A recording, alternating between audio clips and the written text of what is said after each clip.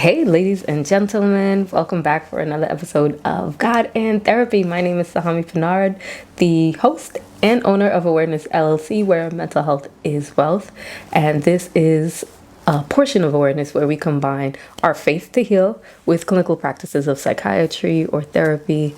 And I hope you have your journals, your pens, whatever you need to jot down notes or anything that comes to mind as we kind of go through the messages that God gave me to share with you. If I told you that you would be broke, lost your job, had to sleep on a friend's couch, lost your car, just think of any bad thing within like the next 3 to 4 months, would you be excited? I'm gonna go with everyone said no. All right, cool. So what if I said that within a year from now, you would start the business idea that you forgot about and it's flourishing. You got into the relationship that you want and it's beautiful. Communication, top tier. Your partner just gets you. You guys are moving. All debt fully paid off. You are a blessing to others. You are paying others debt. That's how well off you are. Traveling the world, whatever it is that you once couldn't do within that last year, you are doing it easily. Now would you be excited? I'm gonna go with yes. So here's what I'm seeing in those two scenarios. One, the timing. I asked you about all these bad things happening or seemingly bad things happening within 3 to 4 months. And then I asked you about these great things happening 6, 7 months later. And you were excited about one, but not so much about the other. But what if I told you that they both go hand in hand? Would you choose the process to get to the goal, or would you stay comfortable where you're at because you're so comfortable and so afraid of growing and having to go through that process? If I didn't tell you that the two went hand in hand at all, I feel like a lot of us would, one, be hyped about the goal, I want that, but not choose that process to get there. But how do you expect to grow in comfort? I feel like we've all heard the quote where growth and comfort do not go. God is going to take you out of something by leveling you up in paddles. Sometimes it's gonna be in paddles. Just think of it as like you going to the gym. When you start, you might be at 5-10 pounds. Don't shame me. I started at 5 pounds. So if you starting at 5 pounds, woohoo. But if you start there, cool, you're going to do it for a certain amount of time, but then you have to increase your weight if you want to see muscle development. So I'm at 5'10" now. I'm going to go to 15, 20, 25, 30, and I'm going to go up. Why? Because one, the level that you're at now it's not going to produce any type of change after a certain amount of time. So I am going to move up in battles, because that's what the increased weight is. It's battles. I'm going to put tension on these muscles so that they can grow bigger. Same thing with life's battles. When you're looking at God like, why would you let me go through this? And think the last time you went through a battle that seemed like this ain't it. But fast forward, it actually produced everything that you ever needed. Because think about it. If I told you you're going to lose your job, all you're thinking is finances is done. My partying days are done. I'm not going to be able to enjoy life. But what if I also told you that in losing your job, you started to really dig down deep into that promise that God had for you, that you started to dig down deep and do the research that your business called for, made the calls you couldn't afford to do anything else, right? So now your mindset is, I'm going to make this work. I got the time, and what else can I do? This has to work. Your passion and your drive is different when this has to work. For me, I'm gonna always try to give y'all some personal experience, because again, these are not just messages that I'm getting. These are things I've actually experienced and walked through. To become a nurse, I finished my first degree, wasn't a nurse, and I was working and decided I gotta go back. This is what I want to do. This is what has to happen. The only thing was, my school was located in Queens. I had to move out of my apartment in order to be able to pay tuition. So now I had to move back in with my mother, which was in Brooklyn, but still somehow keep my job that was located in Stony Brook. So this was my schedule. from, it was odd, right? So from 4 to 10, I was at school. Then I would drive an hour and a half, hopefully an hour, depending on what traffic was looking like or how fast I was going. And I would make it there for 11:30 to work until 7 a.m. the next day, and then drive 2 hours in morning traffic, because now most people are going to work around that time. 2 hours to hopefully find a parking. Most of the times I didn't. So that was another 30 minutes drive looking around to find something that I may catch a ticket for. Again, this was just my process. And then I would get inside by 10, hopefully, and get 3-4 hours. I would have to be up by like 1. So you imagine, you got to shower, you got to get your things ready, try to get something to eat, fall asleep, to be up by like 1:30 so that I can get dressed and get back to school for 4 o'clock. Because now I'm going to school when traffic is starting up again, around 2-3 o'clock. Kids are getting out of school. People are leaving work to go pick up kids or just make moves. So now I'm again in traffic. So imagine doing that 4 days out of the week for 2 years. That was a battle. There were times I fell asleep on the road driving home because I was that tired in between, where I could try to rest my mind and body, but it just wasn't enough. So what did I do? I kept going. I focused on my goal because I didn't have an option B. This was plan A, and that was it. And it's not that God didn't have me becoming a nurse. Clearly, I'm sitting in front of you with a master's. But I had to go through that battle. Now, if we rewind, let's say back to maybe a couple of years beforehand, when I just got the first idea to become a nurse, would I have chosen that route? Heck no. No, not at all. Which means I might have never become a nurse, which also means I might have never started awareness, which means the people who have benefited from the services that my private practice and company gives to them, they might not have gotten it. So what do you do when the battle is part of the process? You got to keep your mind on the goal. You got to stay focused. You can't look at it as this is here to take me out. You have to look at it as this is here to build me. So now when things come my way that are a little tough in my, a little or a lot, tough in my awareness, in my private practice, whatever it is, I'm built for it. I may take a pause, a self-care day, but I'm built for this. Those battles developed me. I don't know how the exact quote goes, so don't come for me, but I feel like it says, safe waters never made a skillful sailor. You don't want the person that's never been in an emergency setting to be the person that's around you when you're in an emergency. If I go to the ER, I want the nurse that knows what a diabetic crisis looks like, that knows what an amputee needs, that knows what somebody who comes unconscious or with an altered mental status needs to have done, and not slow with it because you've never experienced it. So you're worried about what God has this looking like right now, but He knows what you need to build and what this battle will build out of you in order for you to be able to enjoy the blessing. So now when I lose sleep because I'm so passionate about what I'm doing, my body's kind of adjusted. I'm not saying to do that. If you feel like you can lose the sleep, cool, because again, there were certain times it wasn't safe. But you are being built for the blessing that you're asking for. You're going to lose some friends. You may have to step away from some family members, but your focus has to be that God has gotten me. This is going to turn out for my good. Because that's what God has. It's nothing but good for you. The process may not be what you want, but He has nothing but good for you. Think of it, let's bring it to scripture. Think of it as Joseph. God gave him this dream where he saw all his brothers basically bowing down to him. He goes and tells his brothers, who are like, oh, so you think you're better than me? Got you. Now they sell this poor man into slavery. From slavery, God's still favoring him because God still has this promise for him. So God is with him.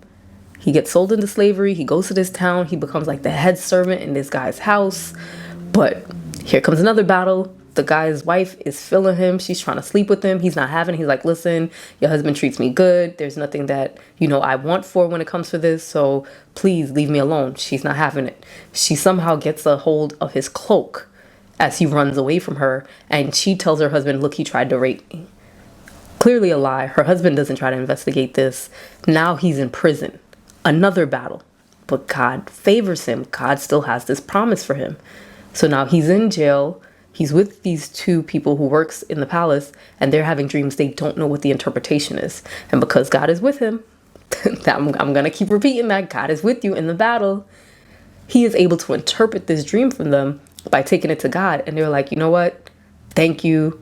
You know, not both messages were great, but the one that, you know, was good, he's like, I'm going to remember you. So he gets released. He gets back into the palace. He forgets Joseph. So Joseph spends an extra like 2 years, I want to say, in jail. And finally, when the time was right, scripture tells us, when the time is right, I, the Lord, will make it happen. Now the Pharaoh, starts having all these crazy dreams. He's like, that's when the person who was in jail with Joseph remembers him. He's like, oh, wait, there was this young dude in prison with me and I was having dreams and he was actually able to tell me exactly what was going to happen. Maybe he can help you out. So here comes Joseph's time. He's called out, cleaned up, all that goes before him. And he's like, this is what God is telling me your dream is saying. This is what's going to happen. This is how you need to prepare. From there, it's straight. Like everything happens. All good. He's promoted. He's like second to one. Everything he needs, all the battles that he had to go through to get here, they seemed like far off into the past. Because imagine if he had never told his brothers the dream, if they had never sold him into slavery, if this woman never accused him of rape, all these other things that happened don't. And now you don't get to see the promise of God. So when you're running away from certain battles thinking like, this can't be from God, God wouldn't want me to hurt. It's not that he wants you to hurt. He wants you to grow. And he knows that growth and comfort do not go. Same with me when I'm in therapy and I'm speaking to a client, I'm going to ask you, which one's more important for you? Is it the comfort in this or is it your growth to that? Because understand, you can get comfortable in discomfort. There are times when our situations are not the best, but because we have been in them so long, we have learned how to navigate in them. So now we're okay with sitting in it. There are people who grow up in real bad neighborhoods, but I kind of know how to maneuver. I'm not going to walk this block at this time. I'm not going to walk down this block if I have a bag in my hand. I'm not going to have certain things out. I know how to maneuver it, so I'm good. Someone from the outside looking in who's not used to it is going to be like, why are you still here? And you're like, I'm good. No, don't worry about that. You know, I've been here for such and such time. But is that God's best for you? No. He doesn't want you comfortable in discomfort. He wants you to experience better. But will you go through the process? Will you go through the battles to get to better?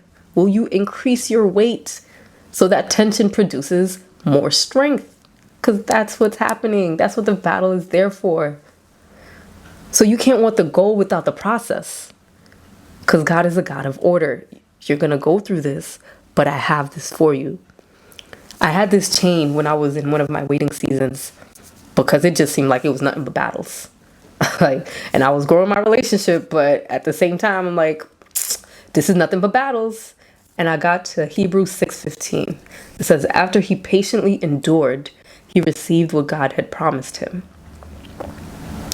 Which means there's going to be things that you're going to have to endure. There's going to be things that you don't like, that you don't want, that you're going to have to go through. But that doesn't take away the promise that God has for you. Will you sit through the battle? Will you tough it out in therapy? Will you open up and be honest? Because a lot of times people say therapy doesn't work, but are you really putting out all your cards on the table so that I can truly help you with what really needs to be helped? Don't come to me with surface level things if you know it goes a little bit deeper than that, because I'm not really going to help you heal from the right things. And you don't want to cut off branches but leave the root. That tree is going to grow back.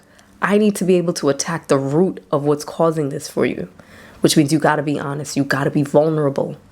And that takes a lot, right? Because society has shown us, taught us, you don't show vulnerability because that's a weakness. And it's not. Do you know how much strength it takes for me to tell you my deepest issues, the things that have really been plaguing me, and trust that you won't use it against me. You won't use it to hurt me. That takes a lot of strength. So I don't understand how we got into this mindset of vulnerability is a weakness. It's not. So that's another thing we got to change. I may have to change that mindset with you. So when you come to therapy, you got to trust that this prayer that I prayed for God to take me to the right person, to bring me the right therapist, the right mental health provider, that when he led me to you, whoever it is that you're sitting in front of, there was no mistake. But I have to be willing to work the process. And just because it doesn't work the first time, maybe you guys don't connect for whatever reason, you have to be willing to try again. Because imagine if at any point Joseph stopped because it was too much, like, God, you don't have this for me. I clearly heard wrong. If at any point that he stopped, he would have came out of the promise of God. He might not have experienced living in the palace and being not only a blessing for himself, but he ended up being a blessing for his brothers and his father, his sisters, and all their relatives, because he's the one that ends up saving Egypt. So don't push away the battle. I know it's tough. That's why I'm always going to tell you, make sure you have the right community.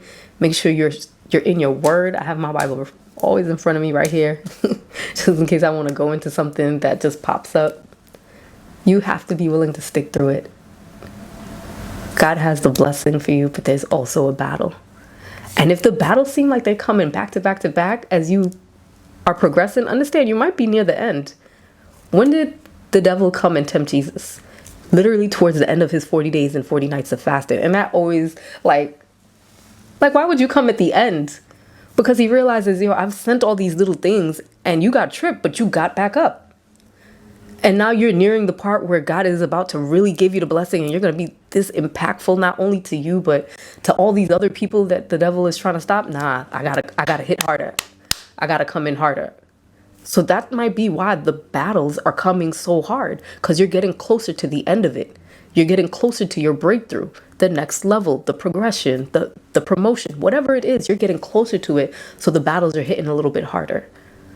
So you always got to be in your word. You always got to be in conversation with God. Like, is this you?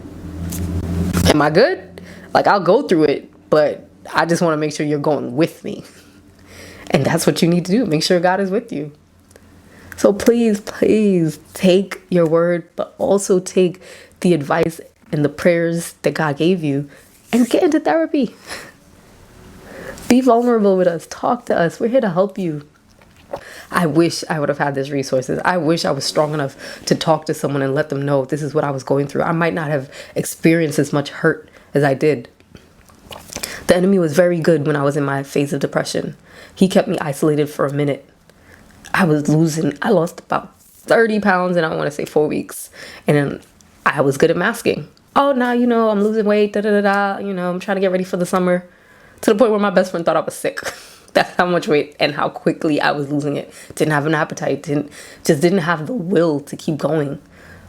But thank God for God, I eventually got into therapy. I got into building my relationship with God. And the battles, not that the battles didn't come, I was just equipped for them. Okay, you want to come today? You want to remind me of this? Okay.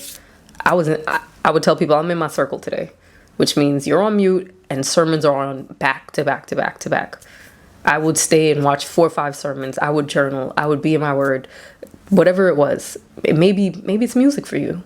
For me, it had to be that until I felt a shift in my spirit where I could get up again, where I felt like I had an appetite. I wanted to go out and do something. So be very mindful of your battles. Don't push them all away. They're there for a reason. Welcome your goal, but also be ready for the battles. Remember to trust your process and trust God with it. Healing is never canceled, and mental health is wealth. Thank you for joining.